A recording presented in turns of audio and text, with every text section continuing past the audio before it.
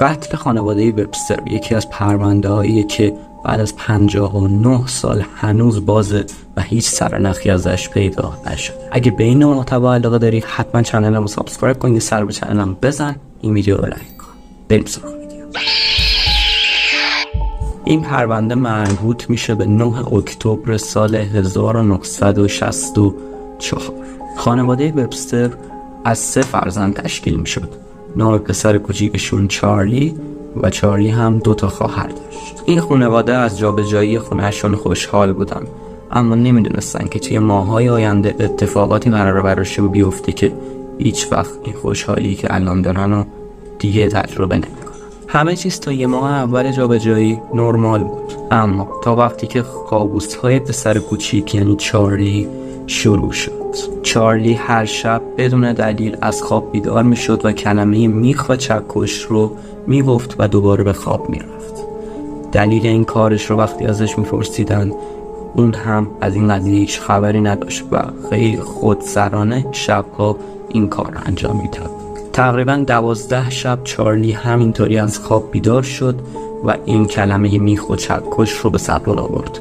اما بعد از 12 شب دیگه چارلی حتی کلمه دیگه یا حتی توی روز هم نمیتونست به زبون بیاره و فقط تنها کلمه‌ای که میگفت چکش و میخ. پدر و مادر چارلی تصمیم گرفتن که چارلی رو پیش یک روانپزشک ببرن تا حالش رو بهتر کنن، اما بردن پیش روانپزشک هیچ فایده‌ای نداشت و حال چارلی روز به روز بدتر میشد. بعد از 2 ماه همین اتفاق هر شب میافتاد و چارلی به قدری ضعیف و لاغر شده بود که دیگه شبیه به انسان نبود. خواهرای چارلی میگفتن که هر شب از اتاق آنها صداهای وحشتناکی میاد که نمیذاره آنها به راحتی بخوابن. و اما یک شب مادر و مادر چارلی با صدای جیغ بسیار بلند و وحشتناکی که خواهرای چارلی زده بودن بیدار میشن و به سمت اتاق میرن. پدر خانواده سعی میکنه چراغ اتاق رو روشن کنه، اما به خاطر اینکه صدای جیغ اونقدر وحشتناک بود پدر خانواده انقدر هول کرده بود که حتی نمیتونست هیچ چراغ رو روشن کنه. بالاخره به هر سختی که بود پدر خانواده کلید چراغ این اتاق رو پیدا میکنه. وقتی پدر موفق میشه که چراغ این اتاق رو روشن کنه با صحنه روبرو میشه که واقعا وحشتناکه و هیچ وقت نمیتونه این صحنه رو فراموش کنه.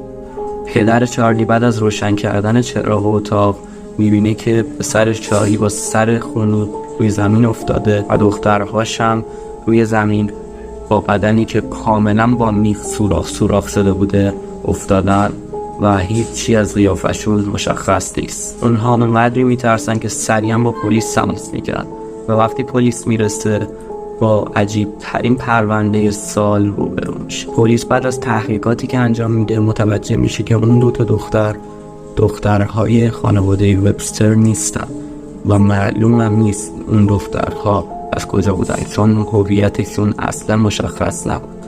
پلیس بعد از تحقیقات بیشتر داخل جریه اسباب بازی‌های چارلی یک چکش خونی پیدا میکنه که پدر خانواده میگه این چکش اصلا مربوط به خانواده ما نمیشه و تا به حال این چکش رو ندیده. و حالا اینجا یه سوال پیش میاد که اون 2 تا دختر کی بودن و حالا دخترهای خانواده وبستر کجا؟ کی وارد این اتاق شده و اون بچه‌ها رو کشته؟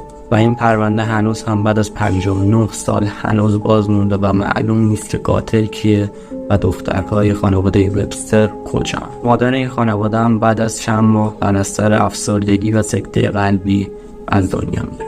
نظرتون راجع به این پرونده حل نشده توی کامنت ها واسم بنویسید. لایک این ویدیو یادتون نره. اگر این نوع ویدیو خوشتون میاد حتما تو کامنت ها بنویسید تا پارت 2 هم براتون بسازم. کانالمو هم سابسکرایب کنید تا ویدیوهای بعدی.